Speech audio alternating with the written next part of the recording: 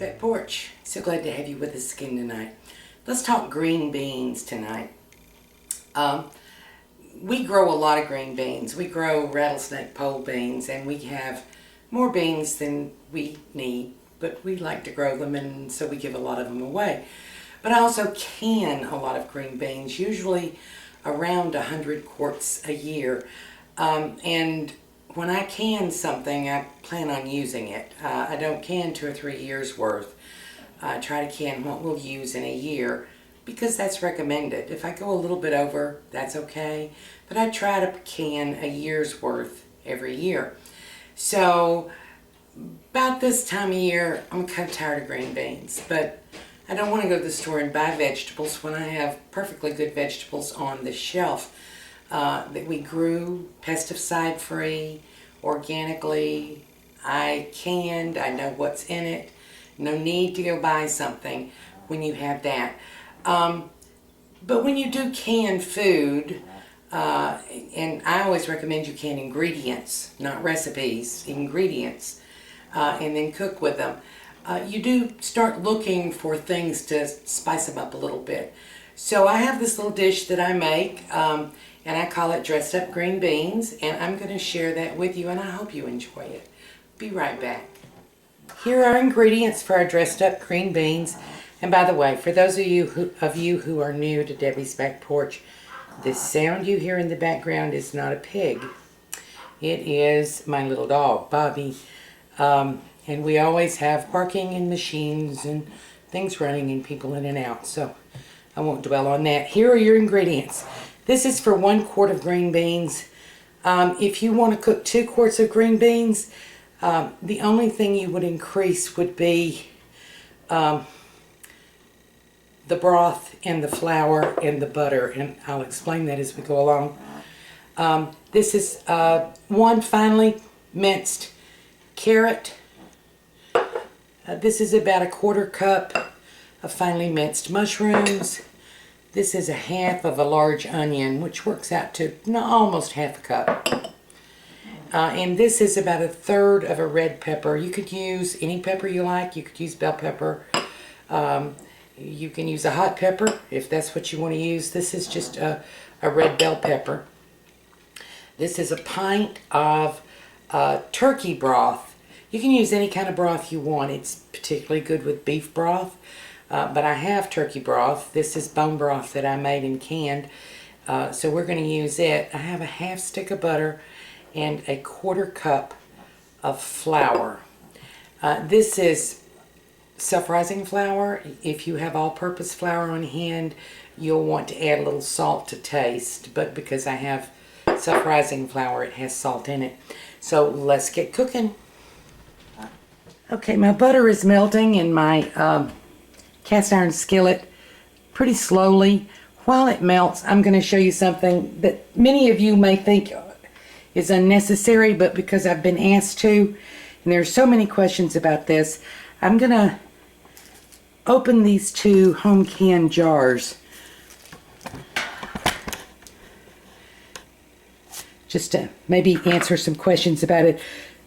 People ask what's the best way to open these, and this is what we used to call a church key. I keep one. You don't have to use this. There are many other things you can use, but I find this to be really easy. I got one with a magnet, and I keep it stuck on my roaster so I don't lose it. When you open home canned food, you're supposed to test by listening, looking, and smelling, never ever ever tasting. If you can look at this, you see the juice is perfectly clear. There's maybe a couple of green beans above the water, but not very many. Had a little siphoning, not much. When you open it, you need to listen. Did you hear it? And they may not always be quite that loud, a pop, but you want to listen for a whoosh of air. And then you want to smell, and those smell just like out of the garden. I'll do this one more time. This is my bone broth. This is turkey bone broth. and you look and you see there's a couple of tiny little bits of fat on it, but I skimmed that pretty good. It's clear. When I brought it up from the cool basement, you can see there's even still, it's just on the verge of gelling in there, even though it's not refrigerated. So we've looked, we listen, and we smell. Okay, so that's your testing of your home canned goods. Don't ever taste it until that's done. Be right back. Here's my butter.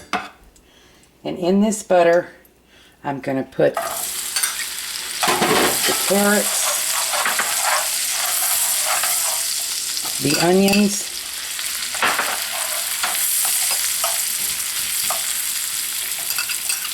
the pepper. Ooh, I got a piece there. I didn't want that to be small. And I've done these very small. And I'm making not a mirepoix, which is what I usually make, but a trinity, which is also a flavor base. And that's peppers instead of celery. And the mirepoix, you know, is onions, carrots, and celery. And I've added the mushrooms because I want the mushroom flavor. I actually think they call that the Holy Trinity, but I'm not sure. So I'm going to cook these, not done, but until I start smelling, oh, you know, that wonderful smell you get anytime you cook onions. Oh, and I did forget one ingredient. Be right back. And this is a 1/4 teaspoonful of minced garlic. And I don't put much garlic in it because Fred doesn't like a lot of garlic in it, but you can put more if you want to. As a matter of fact, if you had some nice fresh garlic to put in here, ooh, that would be great.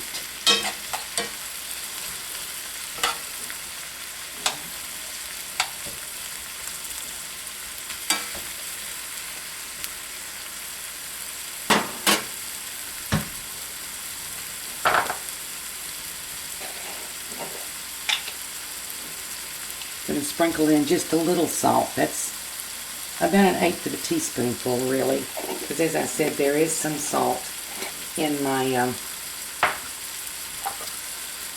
flour, and I will taste for salt again, because when I can my green beans and my broth, I don't put salt in it.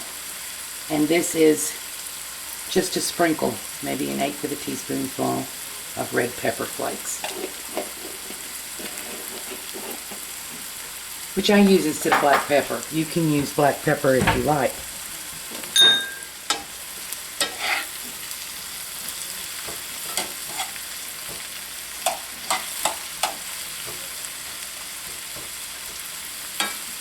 They're just starting to get the smell. I'm going to let them sizzle for a minute. I'll be right back. Okay, I think we're good. I can tell by the smell. I wish you could tell by the smell. Here's my 1/4 cup flour. And I'm going to stir that around.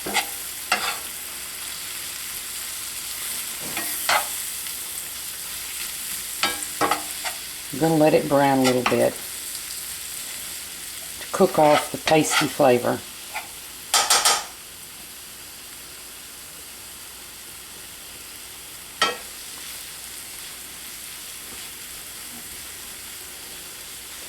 And so much of this is done by smell, and what I'm making here is, well, it's not exactly a roux, because if it were a roux I would not have the vegetables in it. A roux would be, in this case, a 1/4 cup butter, which is a 1/2 stick, 1/4 cup flour, but I had my vegetables in. So when you're making a roux, you do those 2 ingredients and you let it cook until you start to smell a nutty smell. And that's because if you don't do that, the flour will add a pasty flavor, which is why I don't make gravy with a slurry. I make it with a roux. But you can begin to smell the difference, the sort of toasted smell in the flour. And that's when you want to go forward with your next step. Okay, I have here my turkey broth. And I'm going to pour it right in the middle and incorporate it with a whisk and stir, stir, stir.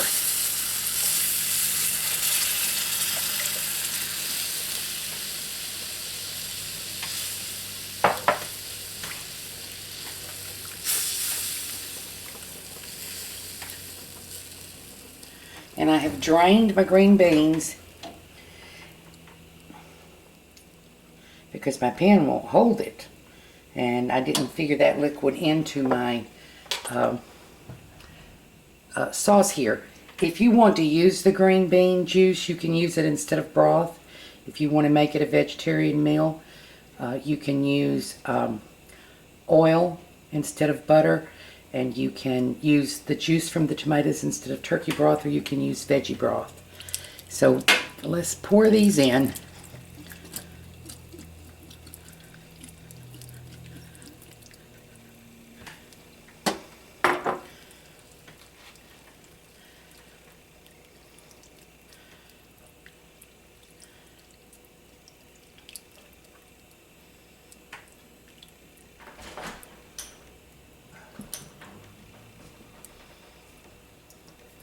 Now I'm going to let these simmer for about 20 minutes. The flavor will incorporate all through it. I'm going to put a lid on it and move it to the back burner while I do the rest of my dinner. And I'll be back. Well, I have taken the lid off. These have actually been simmering for about 15 to 20 minutes. And I've taken the lid off because I want these to reduce down a little bit. And you can see that mushroom sauce, and it's going to reduce some more. But I just wanted you to see what a nice, rich, and pretty dish we've got here. I'll be back. There we go. These are our dressed up green beans. They really have a wonderful flavor, and if you're getting bored with your home canned green beans, or if you just have a can from the store on the shelf, this is a great way to dress them up. I'm going to give them a taste.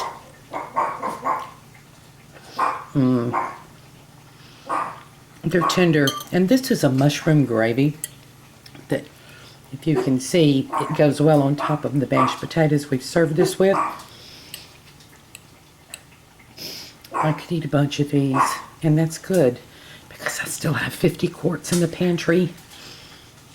Thank you for joining us on Debbie's Back Porch. Hope to see you again tomorrow.